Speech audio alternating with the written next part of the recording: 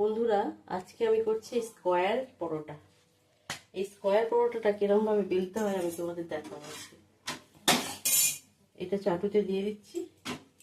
এই যে একটা আছে, এটা বেলছি। প্রথমে একটু ময়দা নিয়ে নেবে, হালকা করে গোল একটু বেলে নেবে, সামান্য একটুখানি বেলে নেবে।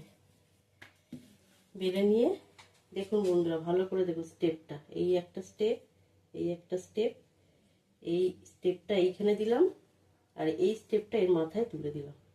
হলো বন্ধুরা, হাত দিয়ে চেপে নেবেন। হাত দিয়ে চেপে নিয়ে এবার এটা বেলতে থাকুন।